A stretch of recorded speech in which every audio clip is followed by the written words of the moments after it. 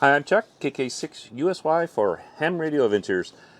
So after doing the review on the solar controller the other day from Bacteria, I I got on the bands yesterday and I noticed on 20 meters that I had these little humps, like little hills. I'll actually throw a video up here for you guys to show this to you.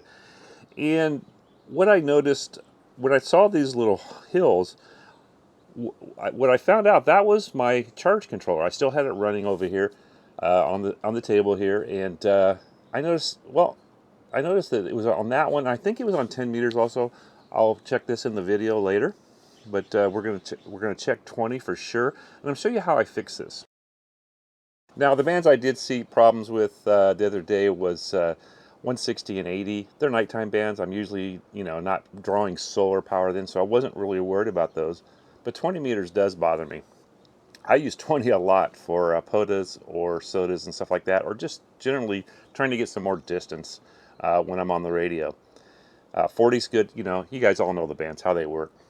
So I decided I wanted to see if I could fix this. Now I already had used a toroid before for fixing stuff like this, or one of my solar controllers came with it. I ordered it that way. So I knew this would probably work. So let me show you what happened after I put it on. Alright guys, so right now I have sun on the solar panels and should be charging right now. Not at a high rate, but if this doesn't work I'll change batteries.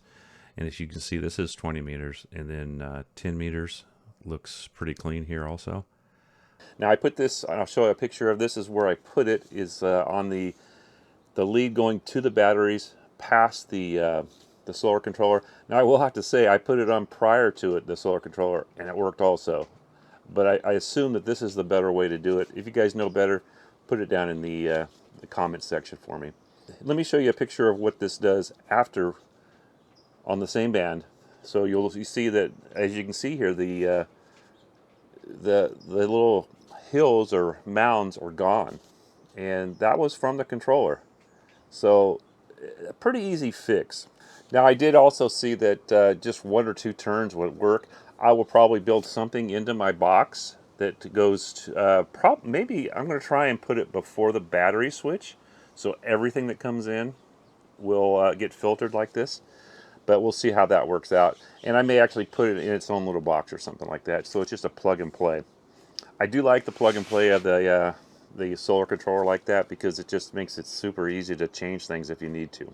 You guys know, sometimes as ham radio operators, and we know this stuff, sometimes we forget it. And I don't know why we forget stuff like this. And sometimes we just look at other products to fix the problem that don't have the same problem. Well, that costs everybody extra money, and this was a simple fix. Probably less than a $5 part will fix this, plus a little bit of wire. All right, for you guys that are really worried about your solar controller making noise, I'll show you something that's way worse, and that is your inverters. If you guys are running these inverters, this thing is way more noisy than any solar controller that I've ever seen. We're going to try and fix that too. That'll be a later video. I'm not sure I can fix this, but most of the time I'm going to use this later in the evenings when I'm not on the radio, hopefully. But not always. You never know. So I will address this also for you guys, and we'll see if we can fix it also.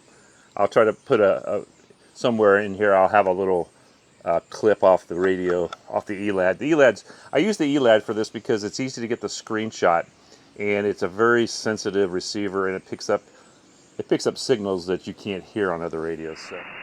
Okay guys, if you can see, like right here's a hump. Follow where the letters are there. Every so often, there's a slight hump.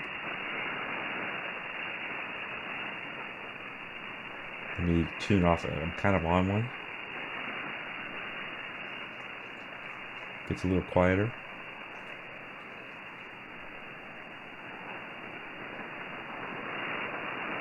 And there we are. We're back on one. So that's what I was looking at. The other day it was a lot more pronounced than this. I don't know why that is though. All right, let me change it to the toroid on. Okay, now this is just a few minutes later, and this is with the toroid in place. You guys can see now the humps are all gone now. So it definitely makes a difference, guys.